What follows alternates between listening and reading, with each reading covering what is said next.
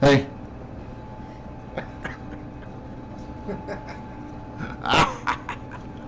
Hey guys, welcome. We are on the air and live at AJ's Bar, located at 651 South Main Street in historic downtown Grapevine, Texas. Right, AJ? Mm-hmm. Hi, this is Joe Satriani. Mm-hmm. It's another day. I'll eat some cheese.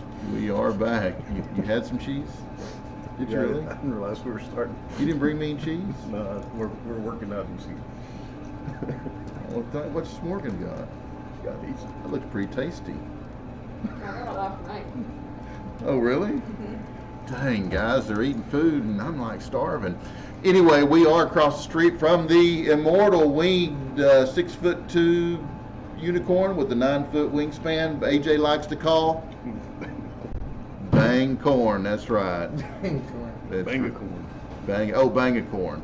It's really imagined, but there you go. Yeah, there you go. It's always something new, different. Oh yeah. Okay, cool. All right. Guys, we are glad you're here and hope that you remember to tell somebody, a friend, acquaintance, a family member, special person in your life, significant other, to join us, because we like large crowds.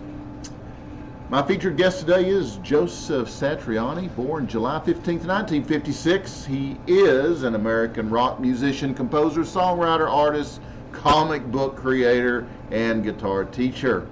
Early in his career, Satriani worked as a guitar instructor, with many of his former students achieving fame, such as Steve Vai, Kirk Hammett, and Alex Skolnick. He then went on to have a successful solo music career. Really? He's a Amateur. 15-time Grammy Award nominee and has sold over 10 million albums, making him the best-selling instrumental rock guitarist of all time.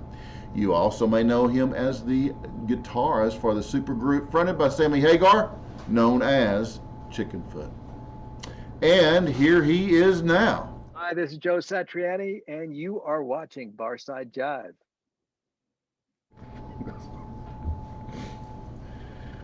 Thanks, Joe. So what are we drinking today, AJ? We're drinking a little Real Ale 8-track. I've got no branding. Yeah. I got a vanilla glass. It's vanilla. I'm drinking it out of a Carbox Hopadillo glass. Where's this beer from? Real Ale is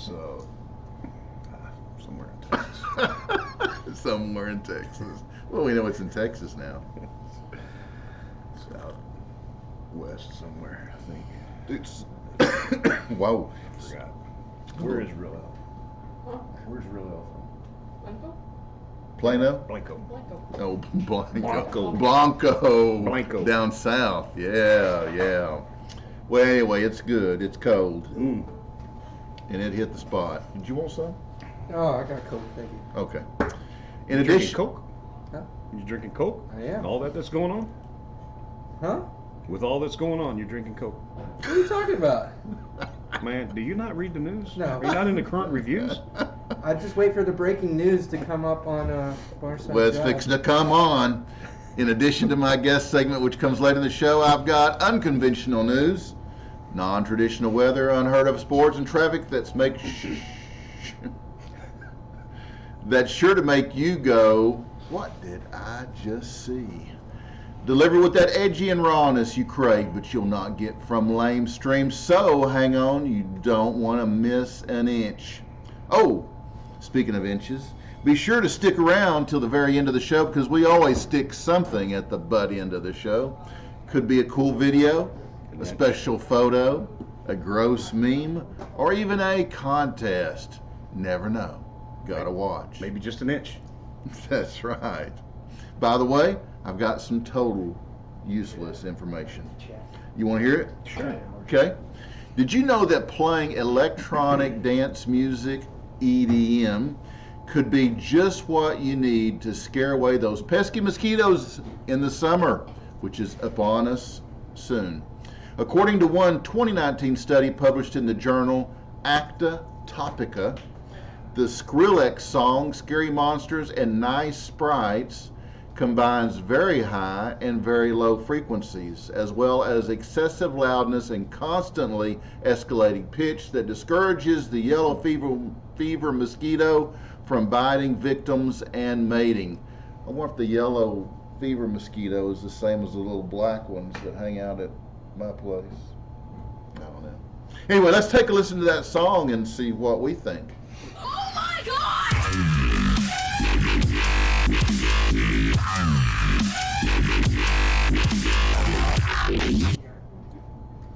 Wow. Made me want to leave. Yeah. Whew. I don't know if I could listen to that while I'm out having my beer and my cigar and fighting the mosquitoes off. Anyway, that's it, guys. You want to repel some mosquitoes at your place? Skrillex mosquito killer. Skrillex. Skrillex. Typo. Skrillex mosquito killer. Killer. Hey, if you'd like to know more about repelling mosquitoes, just give AJ a call on the bar phone, 469-844-1631, because he knows everything. Hey, you want to show me your fly killer? I don't have it. It broke. It did, it really. Did it really? I gotta get a new one. You used to have two. They both broke. Really? We wear them out here. Yeah. I don't like flies. Well, did you get them on Amazon? I've got them at Amazon, and they had them at Sam's last year. So Oh, really? Okay, I'll get some new ones. last year they had a 2-pack. 2-pack. Yeah. 2-pack. Well, be sure to check out my YouTube channel. Just search Barside Jive Live at youtube.com and click subscribe, and then click that little bitty bell. Yeah, that's not happening. Oh wow, it happened. It did. Oh, we still need to fix that audio file. It's like 5 seconds long. Okay. And then once you click that little bitty bell, you'll receive notifications when I post my premium content, which is free to all of you because you guys are premium friends. All right. And now a word from AJ's favorite aftershave, Old Spice. Oh yeah. It's good stuff, man. Danger excites me, but I can't fully enjoy it when I smell like fear and body odor. So I prepare myself with a manly scent of Old Spice Danger Zone. Because even if something bad does happen to a Danger Zone man, it won't smell like something bad happened. Because the secret to smelling good is... And when you smell like Old Spice Danger Zone, trust me, you'll smell like you have nothing to worry about. You smell like you look amazing. Amazing, and no. Introducing Old Spice Danger Zone with all-day odor protection. Yeah. Round of questioning from senators on Capitol Hill. Assistant Health and Human Services Secretary nominee Rachel Levine, not to be confused with the jeans, What's that one? Levi, refused to answer Rand Paul's intense line of questioning as to whether young children should be allowed to stick a knife in a toaster while it's plugged in. Listen, it's a simple question, said Senator Paul. Should we or should we not allow 3-year-old kids to electrocute themselves by sticking a giant knife into a plugged-in toaster? Well, that is a very interesting question about a complicated issue, answered Levine. Some of the other questions included whether kids should be allowed to eat Tide Pods, inject heroin, drink bleach, go over Niagara Falls in a barrel, play with loaded guns, swim in the chocolate river from Willy Wonka's chocolate factory, climb into a stranger's car. I can hear myself now, but it echoes. Oh, okay. To all the questions, Levine gave the same answer, claiming these issues are complicated and should be left up to the child to decide. According to sources, if confirmed, Levine will work to make Tide Pods and Niagara Falls barrels immediately available over the counter to 3-year-olds. And better. yeah. Would you take any health advice from that? No. Would you? AJ's That's our just new the audio visual. He's our new visual guy. The Tony epitome does of health. audio, AJ does visuals. The epitome of health, I tell you. Well, hey, I got more, so hang loose. Biden can't remember who he put in charge of Alzheimer's research. Straight out of Washington, D.C. Got a lot going on in Washington, D.C., guys. You know, the guy. Yeah, the guy. The Trump? No. The Biden administration has committed to, who writes this shit? To defeating Alzheimer's disease through cutting-edge research.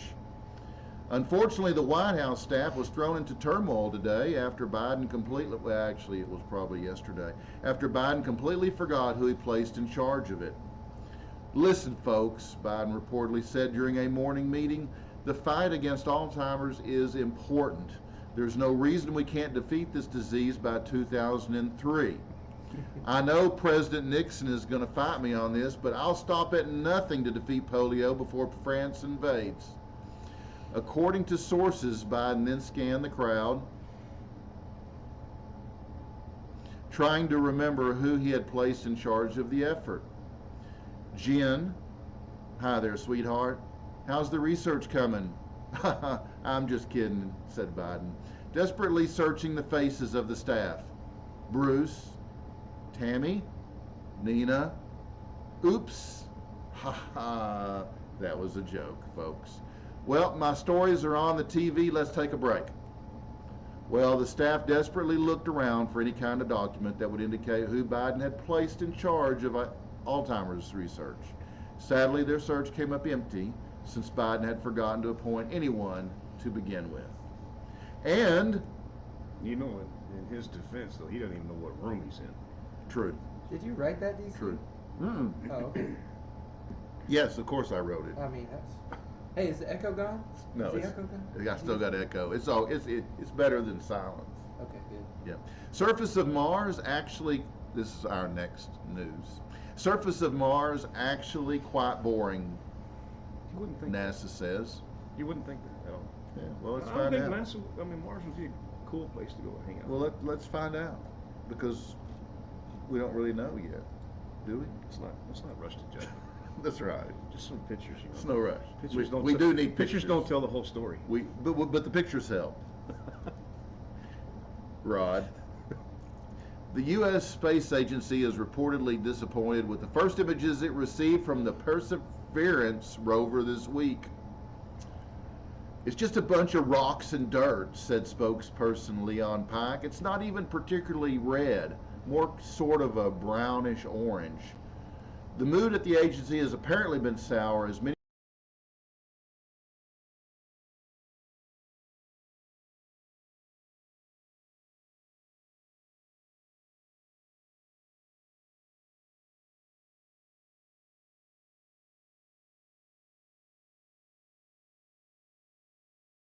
welcoming party with some Alf-like beings, or at the very least some of the aliens from like Space Jam, said Pike. If I'd known we were just looking for the ancient remains of some microscopic organisms, I wouldn't have turned down that job with the Space Force.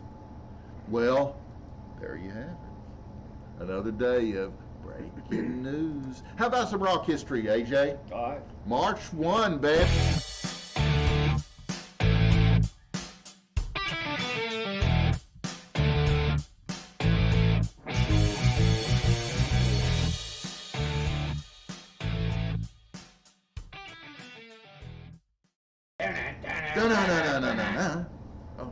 Born this week in rock history, Mr. Roger Daltrey of The Who.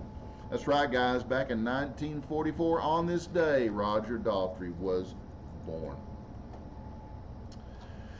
Also, on this day in rock history, back in 1966, Gene Clark of the Byrds announced he was leaving the group due to his chronic fear of flying. He had It's weird that a also... bird would be afraid of flying. Yeah, true. True if you think about it, yeah. He had also some problems getting along with Roger McGann. On this day in 1969, Jim Morrison is arrested after a Doors concert in Miami. He got in a little trouble He was found guilty of indecent exposure and profanity in March of 1970. What do you do? His sentence, well, he indecently exposed himself on stage. His sentence of 8 months of hard labor and a $500 fine was on appeal when he died in Paris back in 1971. And on this day in 2016, 76-year-old Ginger Baker, that's right, Ginger Baker of the Cream, posted on his blog that he had canceled all of his scheduled shows for the year and was going into immediate retirement. The former drummer for Cream and Blind Faith revealed that his doctor had just diagnosed him with a serious heart problem, causing him to announce no more gigs for this old drummer. I think he played with Lenny Kravitz too. Did he? Pretty sure. I'll just take your word for it. Mm-hmm. We'll run with it. Yeah. And on this day in 2018, Elton John walked off stage during a gig at Caesar's Palace in Las Vegas after some fans who gathered around his piano started touching him. You know when we touched? Doesn't sound like the guy I know. After security ushered concert goers back to their seats, Sir Elton returned grumbling, "No more coming on stage on Saturday night, you fucked it up." No, that's what he said. I saw the video.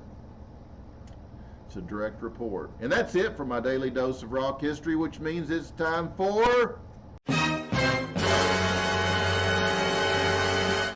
COVID update, AJ. COVID update. We got shocking video from just 1 week ago shows a majority of Americans wearing only one mask. In a truly disturbing video that was distributed on social networks this week, crowds of people across the U.S. are seen wearing only one mask, instead of the two masks that the CDC has recommended. "I'm sick to my stomach watching the carnage unfold in this horrific footage," said New York Times editor Sally Chabin regarding the video that was shared millions of times this week and later removed by YouTube. "Thousands of grandma killers were walking among us undetected only one short week ago. I've never seen such callous disregard for life. I'm literally shaking right now." Shockingly, experts revealed that people have been wearing only one mask for the last year, likely resulting in billions of deaths that could have been prevented if people had cared enough to wear 2 or 3 masks at once.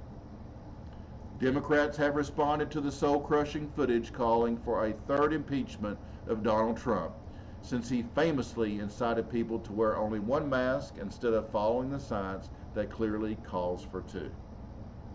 Biden, however, has assured the public that the science on double masking will always be followed by his administration. He will also be awarding the Presidential Medal of Freedom to local District of Columbia 3M mask salesman Don Chambers for coming up with the double mask idea.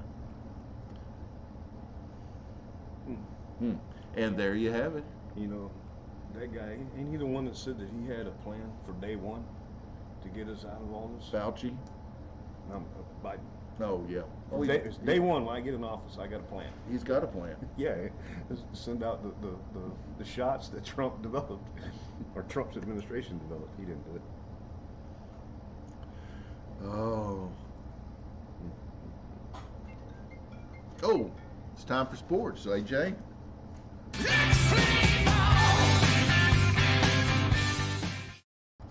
Wish my phone would ring. I wouldn't feel so fucking left out with you guys. Today. Oh, he's okay, Jay. He's okay. He'll be all right. Today we are at Barside Jive, and we are bringing you ostrich racing. It's a sport, guys, where it's a serious sport where people race each other on the backs of these huge birds. This contest is said to be harder to manage than even horses. Ostriches are large, flightless birds that are mostly native to Africa.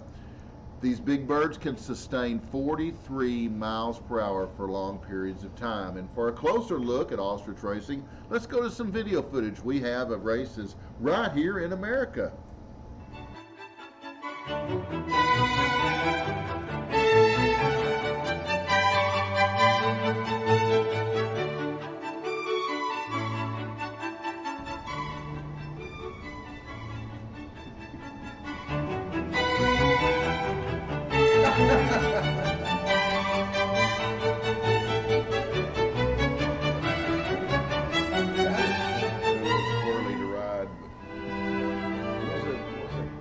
Jousting?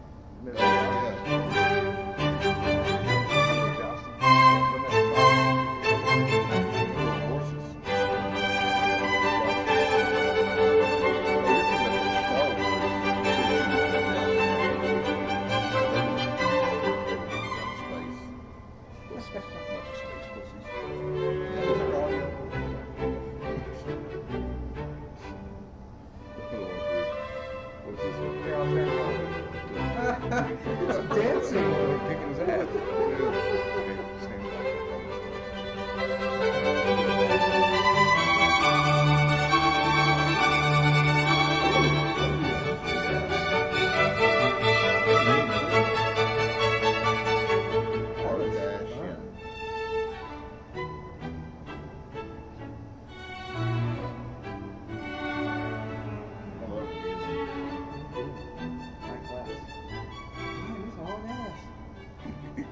Grinning all the way to the finish line. Well, thought so. They make a fine. Like Pinots, you'll love it. This is a Cabernet Sauvignon from Paso Robles. All our wines come from Central Coast of California. Steve Rasmussen is our winemaker. Though in fact, myself and Linda actually get involved in the making of some of our wines. Drink, enjoy, go to foghatcellars.com to find out how to get them. Thanks, bye.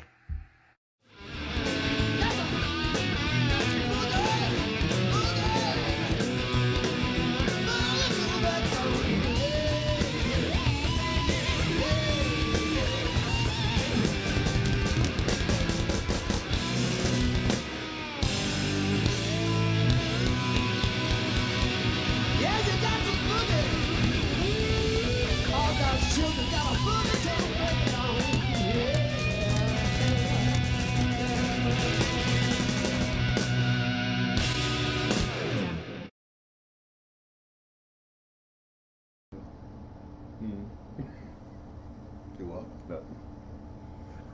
Hey, you want to do this next part? I'm bored. And if you use a coupon and put in Barside Jive on the checkout screen, you'll get 20% off the purchase.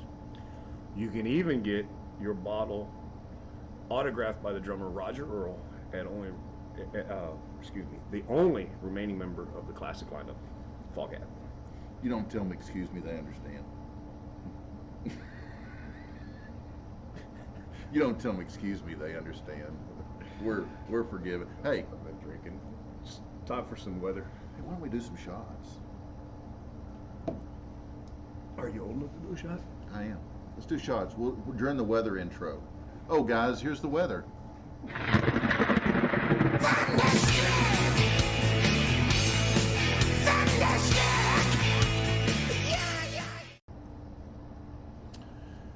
Well, while AJ pours up those shots, I'll continue from your Barside Jive Global Weather Center, where we try to stick to the current weather since forecasts are usually pretty wrong, How moist do you think? and including ours.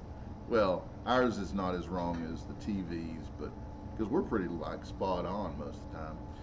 But it is. Thank you, AJ. It is currently 50 degrees.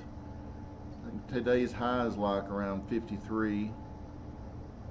You know, I started out this morning just my shirt, but I put on this little sweater because I was like, it was a little chilly this morning. It was extremely moist It this was, morning too. it was chilly, and yeah, maybe a little moist. Air quality You do the air quality. Let's see. Air quality is, eat me. Who types this?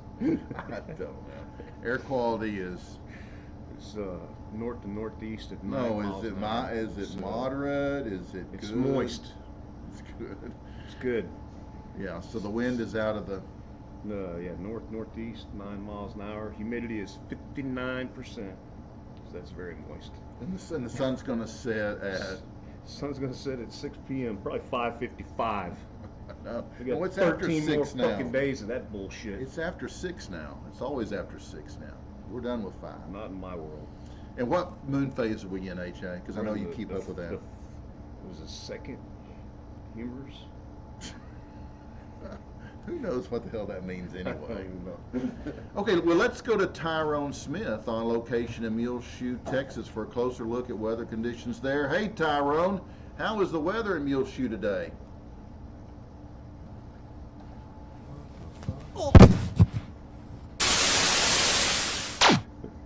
Ooh, epic fall there, huh, AJ? Yeah, I busted my ass too.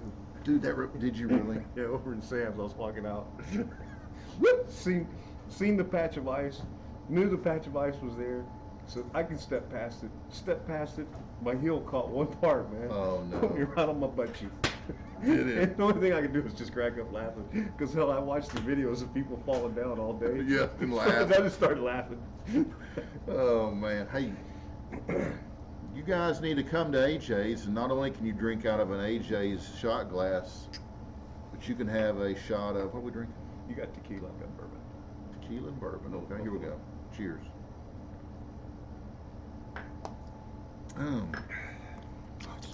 Good stuff. When it hits your lips, it's so good. You know, that tequila reminds me of a story. Okay. Listen, there was this little old lady. She was walking down the street dragging 2 large plastic garbage bags behind her.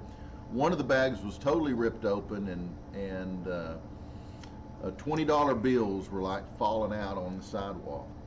Noticing this policeman stopped her and said, "Hey, ma'am, there's $20 bills like falling out of that bag." She's like, "Really? Damn. I fell a while back while I was carrying those bags, and one of them must have ripped open. Thanks for telling me, officer." "Well, now, not so fast," said the cop. "Where did you get all that money? I mean, you didn't steal it, did you?" "Oh, no," said the old lady. "You see, my back garden is right next to a golf course, and a lot of golfers come and pee through a knothole in my fence, right into my flower garden. It used to really tick me off, kills the flowers, you know. Then I thought, why not make the best of it? So now I stand behind the fence by the knothole, real quiet with my hedge clippers. Every time some guy sticks his thing through my fence, I surprise him, grab hold of it, and say, 'Okay, mate, give me $20 or off it comes.'" "Well, that seems only fair," said the cop. "Okay, good luck. Oh, by the way, what's in the other bag?" "Not everybody pays," she said. Okay, well, that was your global weather from your Barside Jive meteorologist, kinda, here at Barside Jive. Our weather was brought to you by our friends over at Jeep. Come on, we gotta get out of here. Must go faster.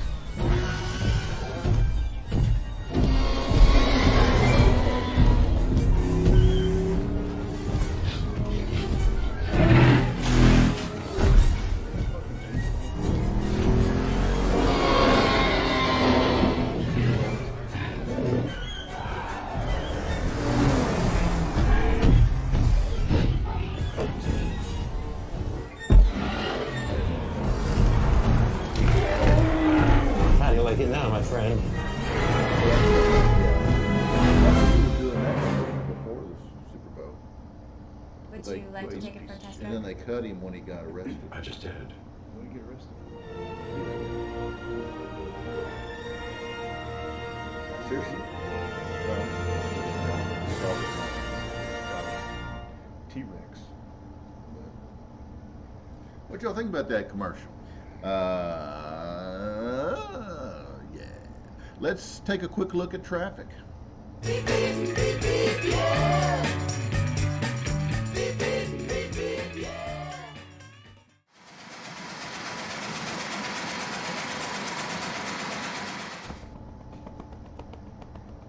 Well, how's it look out there on Main Street today, AJ? It's clear. Everything's moving. No jam-ups. No jam-ups. It's not so overcast anymore. It looks like it's getting a little sunny. We may need to adjust our weather report. I can tell you there is nothing as interesting here as a one-car accident involving a beehive in the bluegrass state of Kentucky. So let's go to witness Gary Lee Anderson at the scene of the accident in Laurel County, Kentucky. Gary Lee, can you tell us what happened out there? Well, I just had got done feeding my chickens, watering them and stuff, and I walked back to my house there to get my phone so I could play a video game on it. And all of a sudden, I heard a big boom. I looked back out my door, and the electric pole fell, and the lines were falling, and the Jill Cacklers sideways into the fence. And there's a guy come out screaming and squalling, and running around about like a chicken with his head cut off. But I told him he needed to get out of that water. But say I didn't know he was getting eaten up by bees. I thought he was just high. That girl in that little bikini, she had a little red dot thought over her. He thought it was just no, it's bees.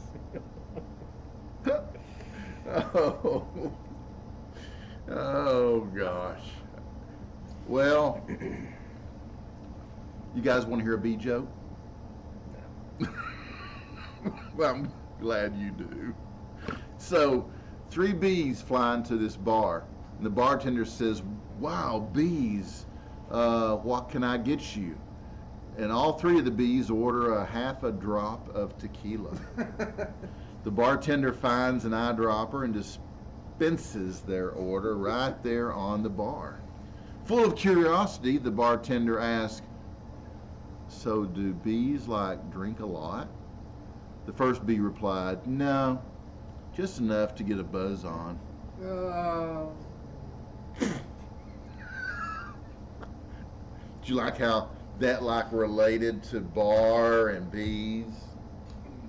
I have a question. What? Why is it 3 bees? Well, it could have been 2 or 4, doesn't matter. Could have been just 1. Could have been, but that's just the story. Gotcha. Don't try to reinvent it. All right. Just go with it. You're right. Did they have names? Just go with it. Like,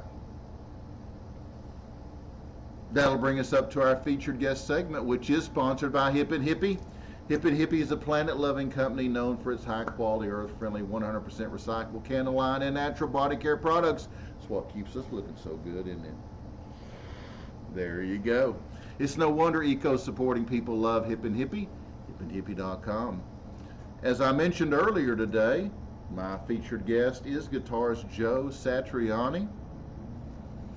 Joe is the world's most commercially successful solo guitar performer with 6 gold and platinum discs to his credit, including 1 more gold award for the debut album by his supergroup band, Chickenfoot, and sales in excess of 10 million copies.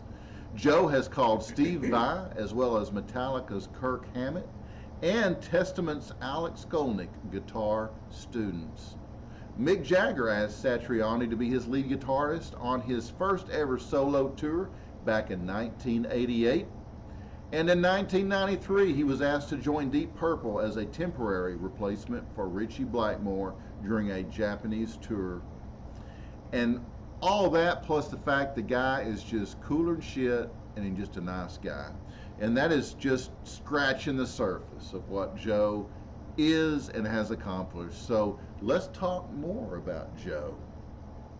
I'll be right back with Joe Satriani after this quick break.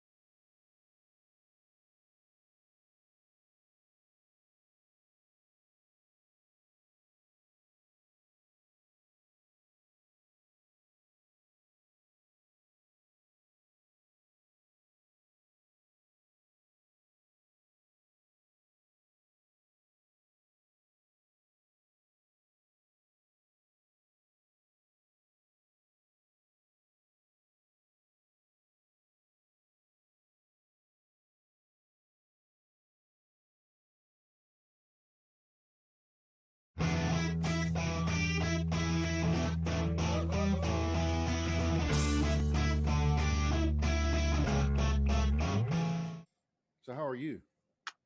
I'm doing great today. Just busy working, and it's always great to have lots of work driving you crazy, especially when you're stuck at home. I'm so used to traveling the world all the time, being on a tour bus, Yeah. living in a hotel room, and so yeah, having I'm working on 2 albums and the Crystal Planet series, and it's great to take my mind off the tragedy that the world is facing right now. Yeah. I have looked at your bios and have done some reading about you, learned more than obviously I knew, a week ago. And it's like, man, your middle name is work. I mean, you are like, and dude, you are so innovative. You are just an amazing creative guy. I mean, it's just amazing what you've done with your life. I mean, when you get really old, you're going to look back and go, wow. I thought I was really old. No, dude, you're just a few years older than I am, but we're close in age. I'm a little bit jealous now because I'm like, this guy has really just run. I mean, I thought I'd done a lot, but you've just run circles around me. Seriously. I'll apologize ahead of time. I hate staring into the little green light. And I'm one of those people that I'm really shy until I walk on stage. And if I have a guitar on, then I become this other person that I enjoy, Yeah. the person I always wanted to be. And I've been unable to turn it on for Instagram or Facebook Live or any of that stuff. To me, there's nothing like being in front of human beings, being in the same room. I don't care if you're playing in front of 10 people or 100,000 people. I just like playing with people. I don't like staring at the computer. So I'm working hard. You're doing great, man. You're doing great. Gosh, just something else for you to accomplish, man. Well, let me just tell you, I'm honored to have you on. I hate to sound like such a fan, but you're huge in my world, and I just appreciate the fact that you accepted the offer and you're giving me some of your time. I just poured me a beer since I am in a bar, so if you don't mind, I'm going to drink during this time we have together. You're lucky. I've got nothing but water. All you guys, it's like, the world of rock and roll and all the alcohol that, and now it's like, of course, everybody's a little older now, but they're all drinking water. But, a lot of these guys that used to really, put it away, they're now all drinking water, I guess, because they want to stick around a little bit longer, maybe. I don't know. Yeah, I don't know. I never really drank that much. I love it. The problem is that my sense of timing starts to go out the window. I noticed that when I was in high school, that the best gigs that I had in my mind were the ones where I was drinking, and but they were in fact the worst gigs for the people I was playing with.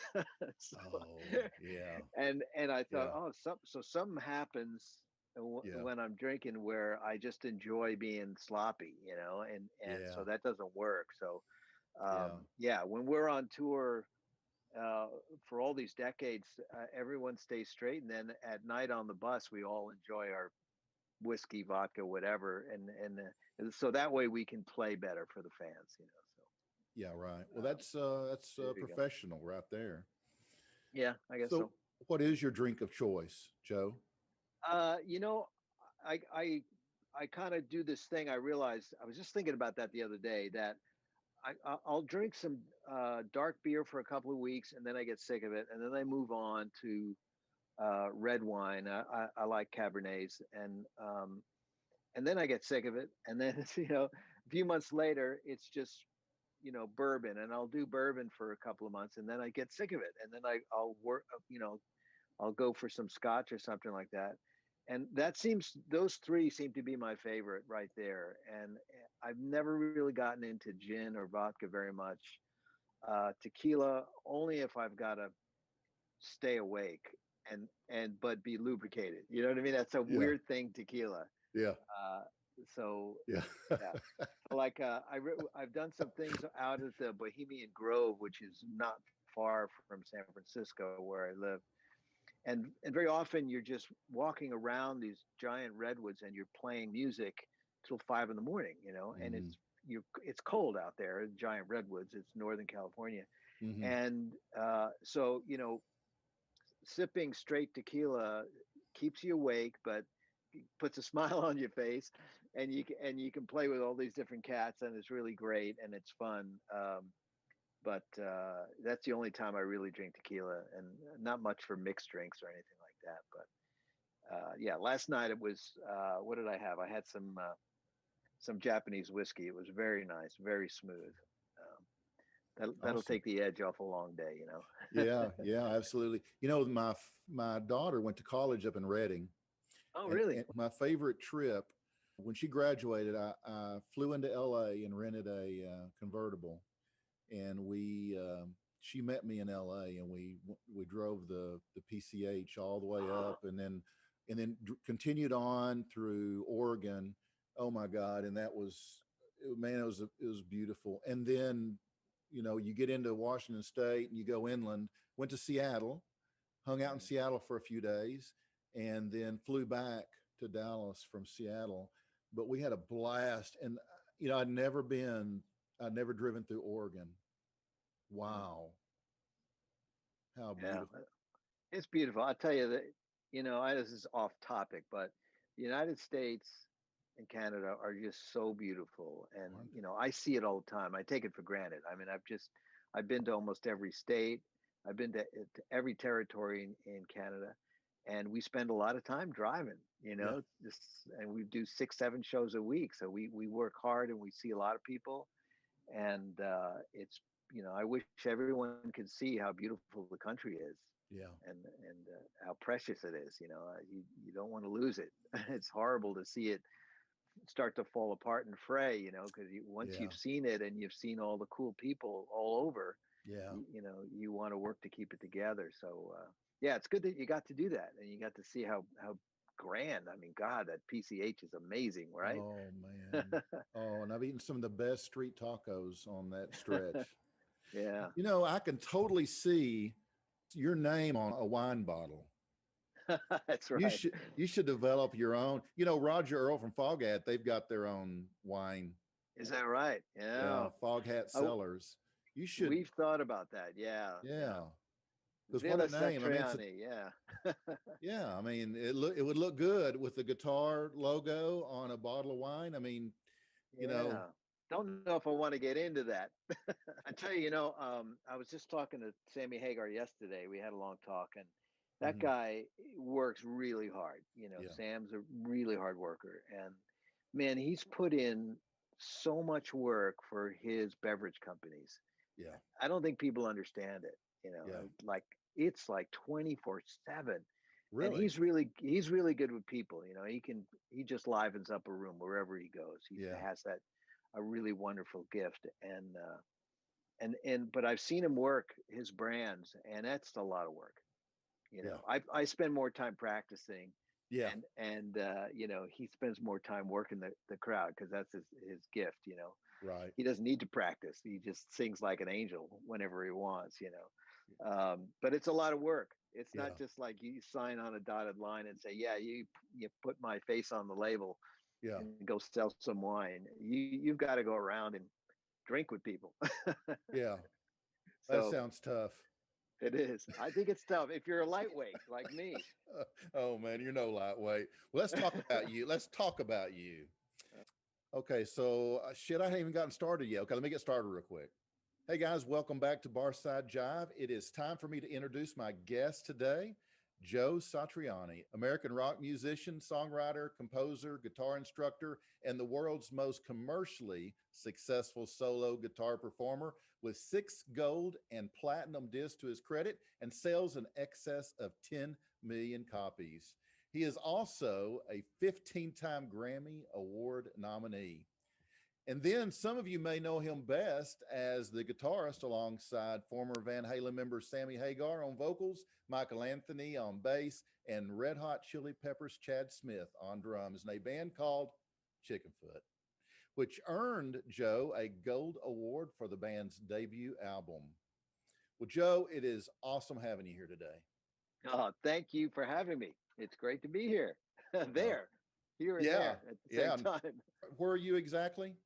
I'm at home in San Francisco, as you Okay. can see in my little space shuttle of a control room.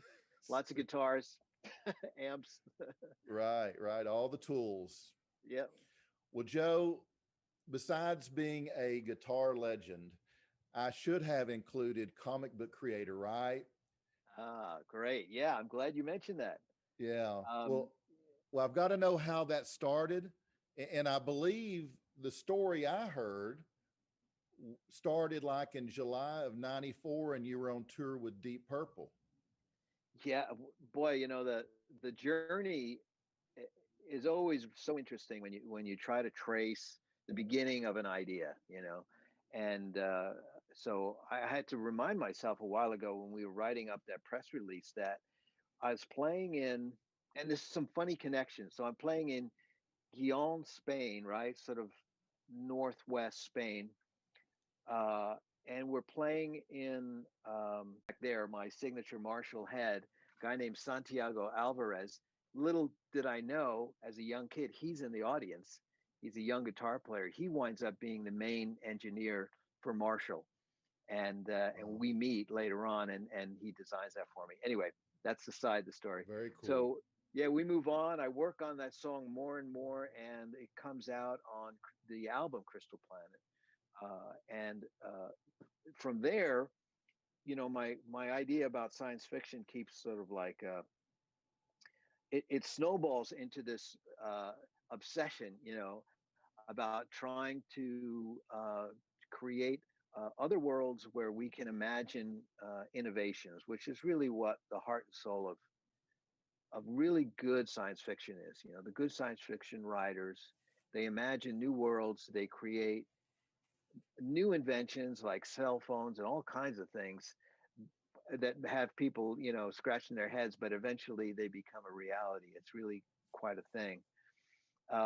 Fast forward again, and I put out a record called Unstoppable Momentum, and at the time, I've had this long friendship with another guitar player named Ned Evett, who's singer-songwriter, and he plays a fretless slide guitar. And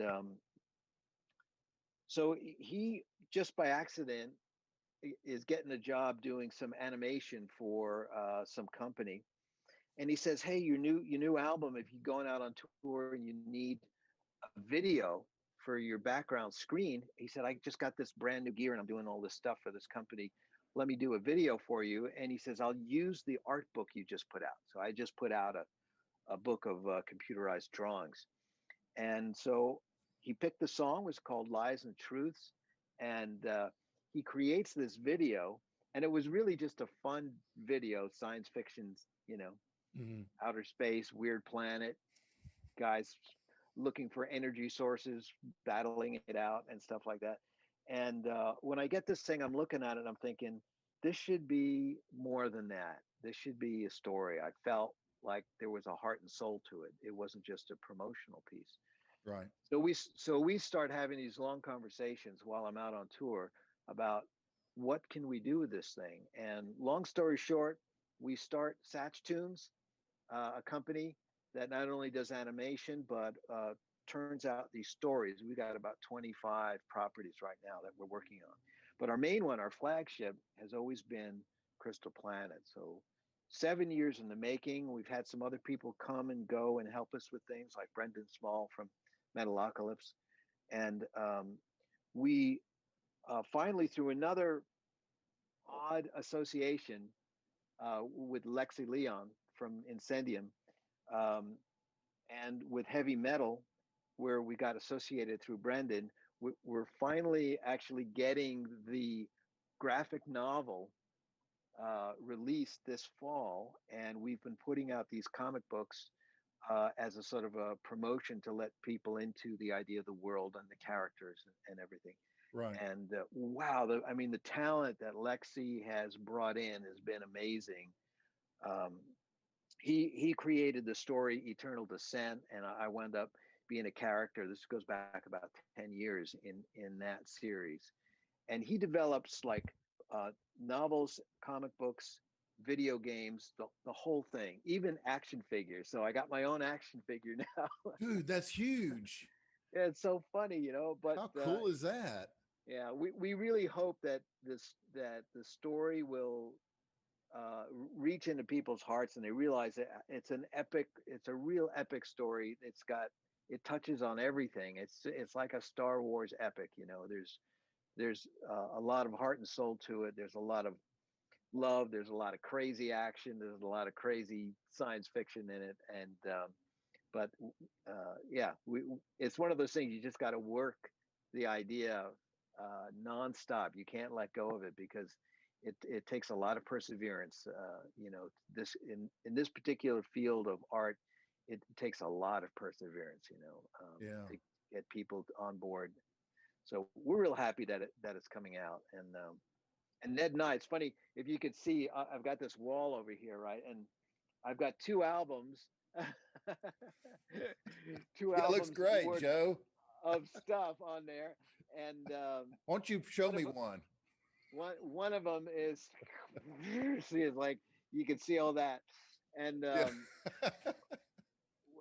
one of them is an album I'm working on with Ned that is so different from all those songs that are to the left of it up there that I'm working with my live band, which is an instrumental one. And oddly enough, they're kind of like 2 sides of a musical expression of this science fiction. Although I think if you heard the material I'm working on with Ned, you'd think it was a collection of really heartwarming songs, you know, in the Americana vein. But this is kind of like what we were talking about when we first started this conversation about how you know, being homebound for so long has allowed me to concentrate even more than I ever thought I could on creative output, you know. And the other thing that's, you know, through the doors over there, which I can't actually drag the camera out over there, that's the art room. And I just finished doing 13 guitars for the Wentworth Gallery. And, you know, where I hand paint them all, and really crazy alien sci-fi themes on those. And those will be, I'm hoping they'll get all sealed up and screwed together, ready to be put in cases in about a month. And so, yeah, it's like when I'm in this part of the house, it's nothing but music and art and stories. And it's been a great refuge, you know, during these troubling times. You know, it's so cool what you're doing because, you know, I'm used to talking to a lot of musicians, and, you know, you have this really cool thread that runs, you know, from music into your artwork, and it all kind of pulls everything together. And it's just really cool how you've just branched out into all these creative, you know, areas. Yeah, it's fun. Yeah, it's been great. I mean, you know, that the first love has always been just making music. But I guess I grew up, you know, youngest of 5 kids, and my older sisters were professional artists, and they went to school for it. And so there was always a lot of that around, drawing and painting, a lot of music. Like, I was the only one stupid enough to be a professional musician, but everybody in the house played, you know, so I was the last one to learn, you know. And the cool thing was I wound up with everyone's records as they got old enough and they left the house. They didn't bring their 45s and LPs, you know. And I just became the recipient of everything that they listened to. So although I didn't really grow up until 1970 hit, that's when I started really growing up. And I didn't start playing guitar until 1970.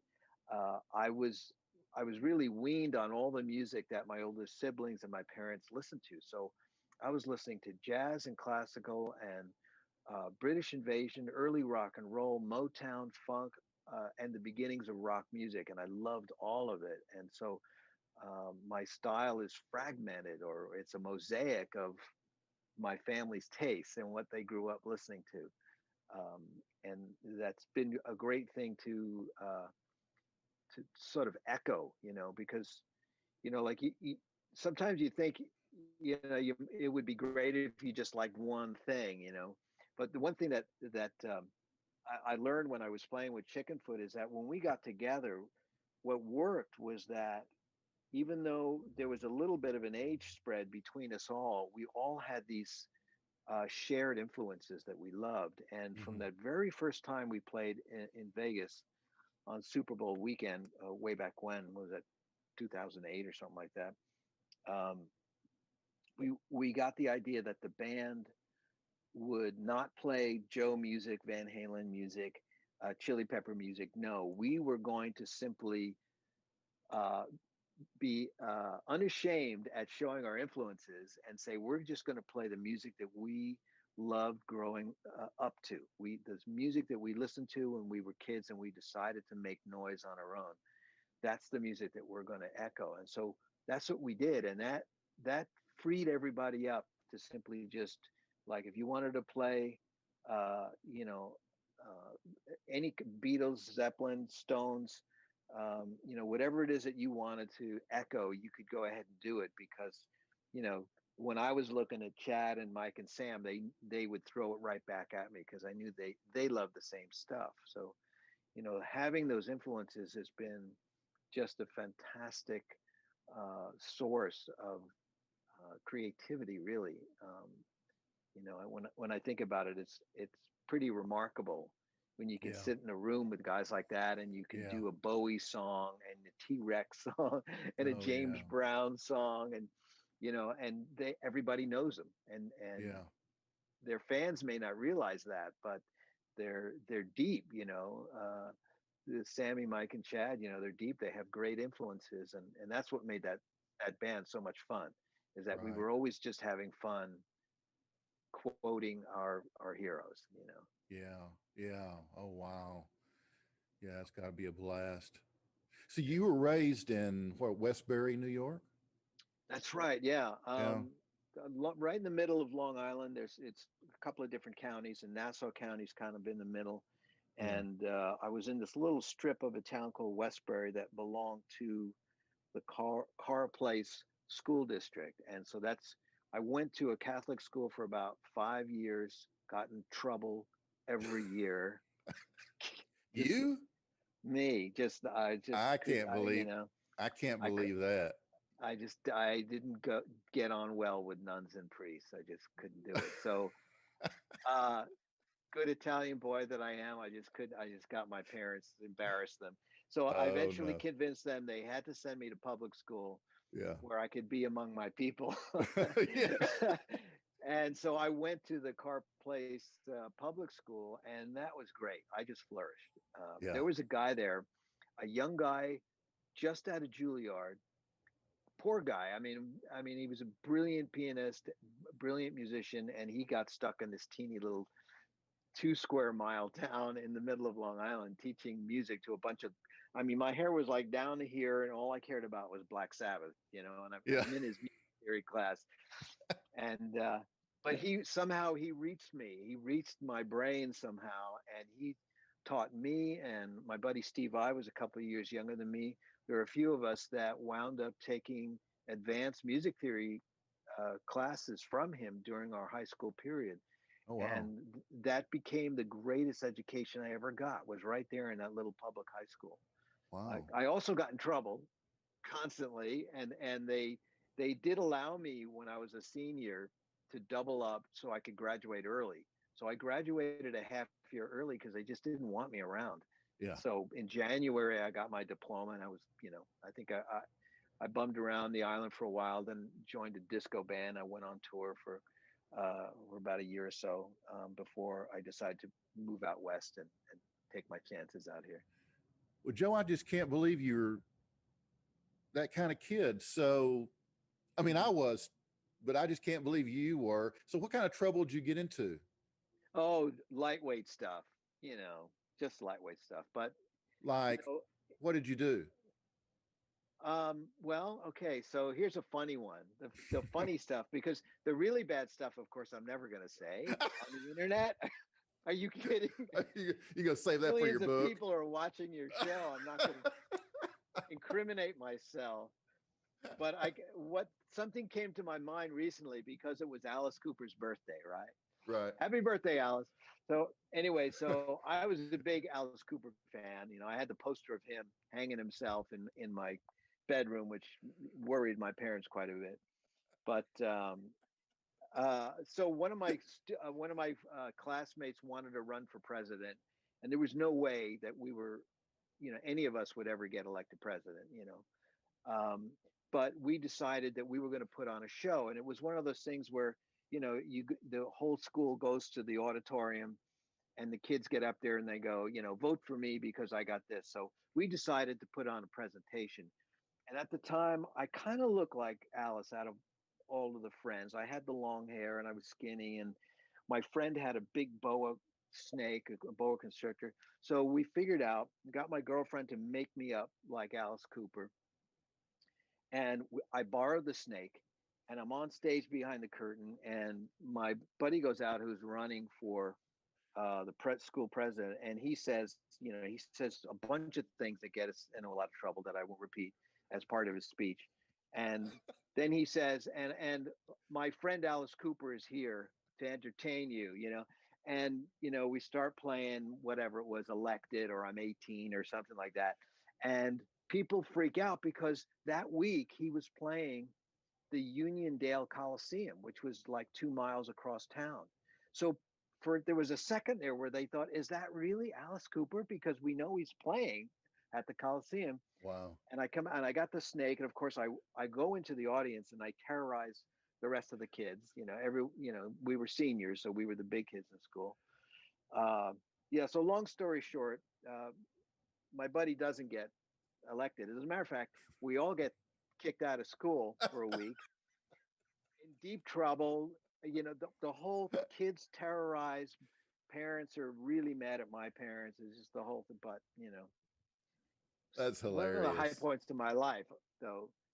That was one of those things where, again, I'm really like a shy person, but you give me a costume, give me a snake. You're out there. I'm out there. Joe, that's hilarious. You tell that story very often? I told it to Alice once, many years ago. I was on his radio station when we were out, when he was doing it from the terrestrial spot, and he got a kick out of it. But poor Alice, he's the recipient of so much love like that. There were so many Alice Cooper fans who've done something similar like that. Yeah. You played with him some, right?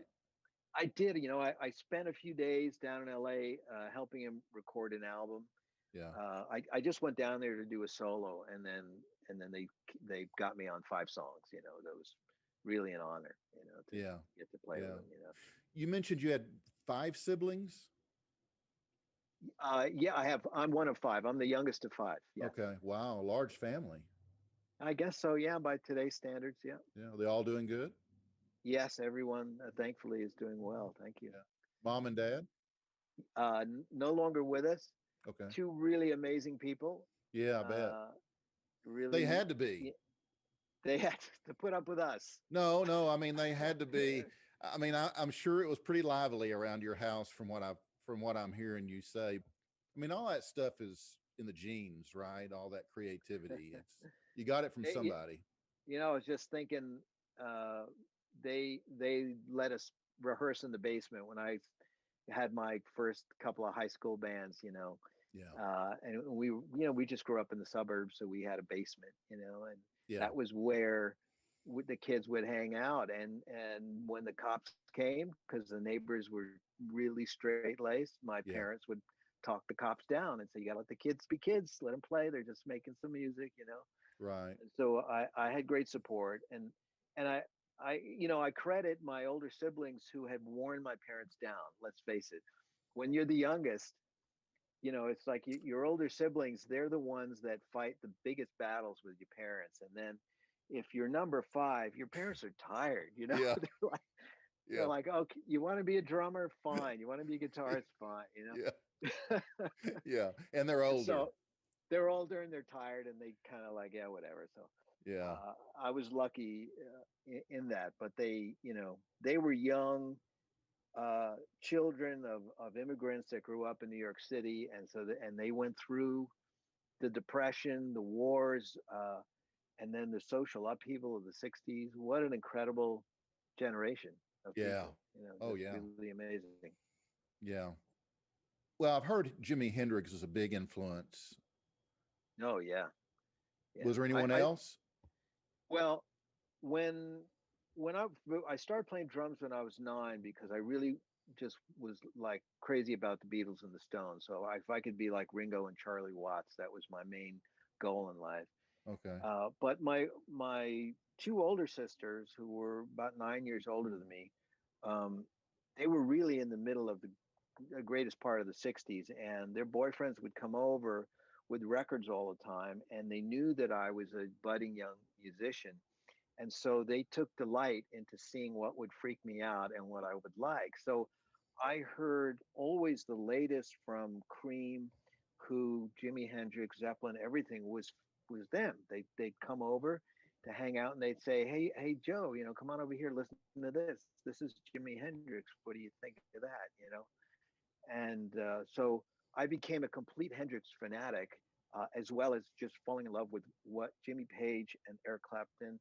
And of course, I was already crazy about Beatles and Stones, and just loved the attitude. I used to listen to the Stones all the time. I actually really, it wasn't like because there was such a big divide between music that wasn't rock, and music that was, that these guitar players, whether they played it cool like Keith Richards or whether they were just really in the forefront like Hendrix or Jimmy Page or Jeff Beck, pushing the envelope. It was just because it was that generation, they embraced the sound as being part of the message, and that was the important part because I was a young kid. And every generation needs their own sound. They need their own beat, their own groove, and they need their own sound. You can't stop that. It's just human nature. So I was the perfect age, right? So if I was born in '56, that means that when the Beatles put out Revolver, I was that, what scientists call the perfect age for that musical imprint to happen, and it lasts for about 4 years, and you can't get rid of it. That's just, it becomes part of your DNA. But when Hendrix died in 1970, that, to me, that was just a message, that my life was going to be totally devoted to music, that I wasn't going to just fool around on the drums or the guitar or the piano anymore. I was going to do it for real, because I realized that without his music in my life, that life wouldn't be worth it anymore. And so I had to create it myself. I wasn't trying to replace him. I knew that would never happen. But I thought, where's the music going to come from then? So, and I realized it's got to come from me. So then I realized, well, okay, this is going to be a tough journey, because I know there are people out there who are beginners, and I can say, I feel your pain right down to your fingertips. I know exactly how horrible it feels when you realize that you suck and your fingers hurt and you don't know how to get better. But that's where I was. And I just, I had the support of my parents to just practice and work really hard, so, and I'm still doing it. And you chose to quit football. Yeah. Well, good thing, because, when you're in middle school, most kids are the same size, but once you hit high school, things start to change. Yeah. A guy who's destined to be a linebacker starts to be a linebacker, by ninth or 10th grade. Big guys are going to be big, and then the rest of us are like, oh, we're hobbits compared to them, and so although that year I enjoyed it, and the year before, I was an end or a tight end, so I was running a lot and receiving a lot, but just everyone started getting bigger. I realized every time we play another town's team, I'd be looking up half the time. And wow. So, but yeah, I found out on the way out to the field that Hendrix had died. A teammate had told me, And I just turned around and took my gear off and told the coach I'm quitting. That's it. And then announced at the family dinner that I was going to be a guitar player. And that was quite a lively dinner. Was it? It was. So your dad take it the hardest? They were very upset because Jimi Hendrix must have looked like the craziest person that the 60s had ever delivered to their doorstep. And then the fact that he had just passed away from an overdose of drugs didn't sit too well with them. And so, you know, yeah. But I have to say, you know, one really important thing that was in my corner was the fact that my dad's older brother was a professional musician his whole life, and it was what saved them during the Depression when they were growing up in New York City and there was no work. He was this young, brilliant accordion player, of course, because he's Italian, right? But he could sight read anything, and he had a photographic memory for musical charts. So the kid worked nonstop, and so. And my father was the brain. He became the engineer who worked for, you know, Sperry Gyroscope and a bunch of other big engineering firms. But he always thought, wow, my older brother, you know, he gets to travel the world and play music. But he knew that it took work and it took talent. So he, you know, very early took me aside and said, if you're going to be a musician, you got to practice every day. I'm going to make sure that you practice every day. So it was a good lesson. Right. That he instilled in me to work hard. Right. Do you consider yourself kind of a natural, or did you really have to spend a lot of time practicing? I still have to spend a lot of time practicing. And I can tell you, I mean, that's a good question because, you know, I know what it's like from the audience perspective. Everything looks easy, right? Right. But I have stood next to the greatest guitar players ever, you know? Right. And I know what easy is. when I'm on stage and I've got John Petrucci over here and Steve Vai over there and Yngwie right over there and Robert Fripp sitting behind me, those guys have it really easy. I've just seen them play stuff that's just, they're total freaks when it comes to their ability to physically get around the guitar. And I always feel like that the handicapped guy, you know, who you know sprained his finger before he got on stage, right? Or you know, the guy's dealing with a little bit less, and I'm always amazed at you know their physical abilities. You know, someone like Paul Gilbert, same kind of thing. Paul can play anything. It's just, and you may not notice it until you stand next to him, and you watch it happen, and you go, oh my God, that's like easy for him, you know. Right. Whereas that would take hours and weeks of preparation for me, and I probably, you know, get muscle tension or something like that, you know, trying to get through it. Right. So I've always been the guy who had to work at it, and I enjoy the work, but it helped me focus on what I lacked, I guess.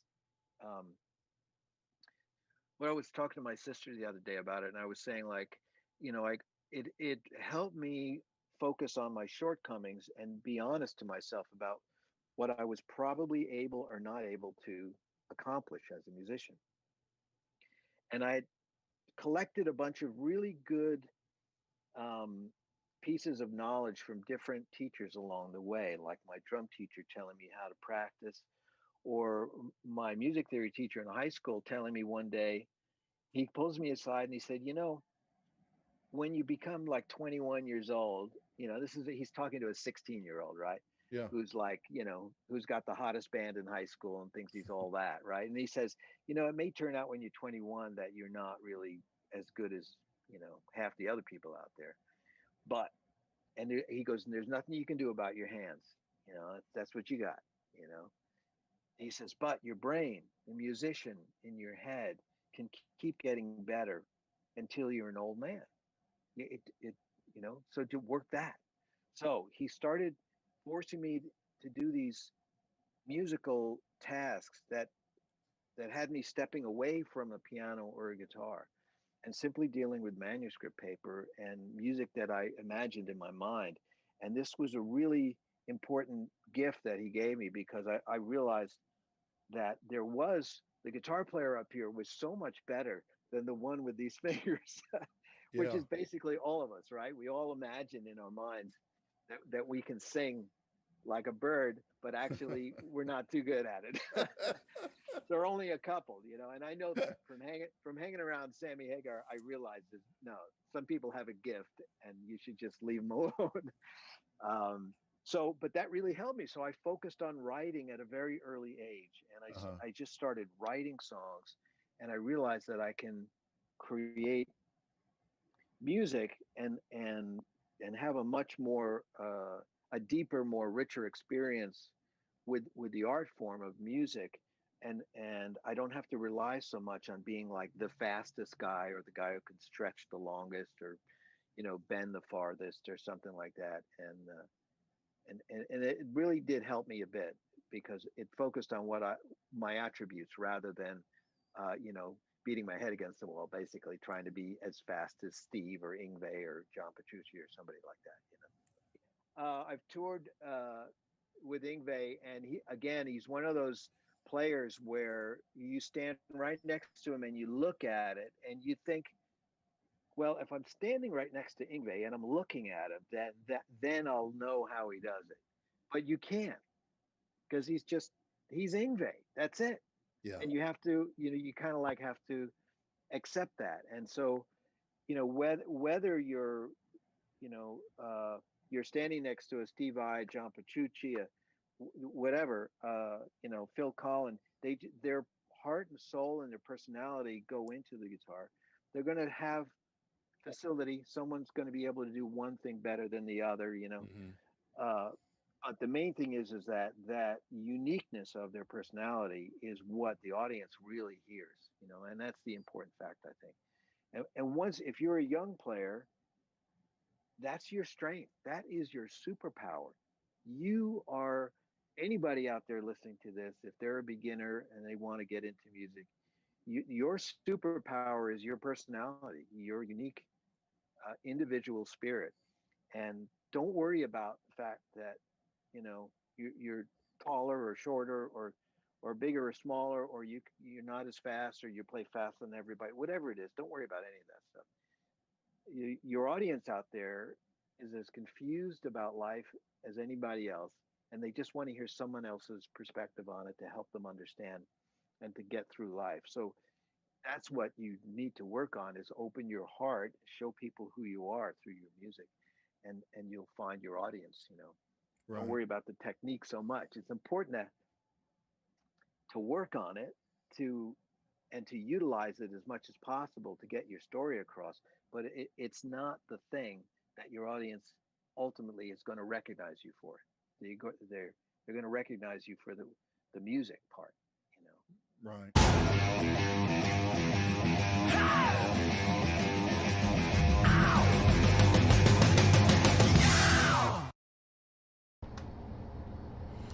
Well, guys, we just ran smooth out of time with Joe. I do hope you enjoyed my chat with Satch, but don't fret, he is coming back next week for a second go right here on Barside Jive, so we can finish up. Don't forget to go to my YouTube channel, Barside Jive Live on YouTube, and subscribe and click that little bell. Oh, damn it. There we go. There we go. We just get better all the time, don't we? Yeah. Click that little bell so you'll receive notifications immediately when I post new content. And I guess I'll about wrap this episode, right, AJ? Fuck, I hope so. Here, let's have one more. Whoops. You're out. So until next week, next Monday, right here at noon Central Time. Ish. Yeah. Ish. You throw that ish out there. Yeah. In the meantime, peace, love, and rock and roll, guys. See you soon. Barside Jive shall not be responsible for any incorrect or inaccurate information caused by this broadcast. Barside Jive does assume, however, all responsibility for the satirical nature of its content and for the occasional fictional nature of its content. All characters appearing in this broadcast, even those based on real people, except for our featured guests, of course, are entirely fictional, and any resemblance between them and any persons living dead or undead is purely a miracle.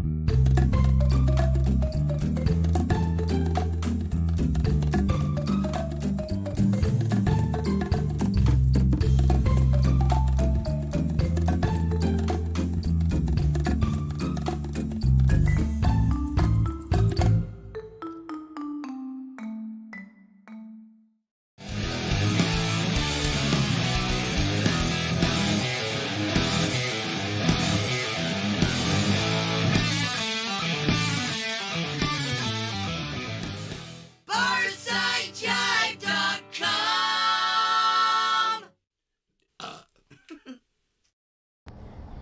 What's your name? What? What is your name? Tony. Fuck you, Tony. What's your name? Ezekiel. Fuck you, Ezekiel.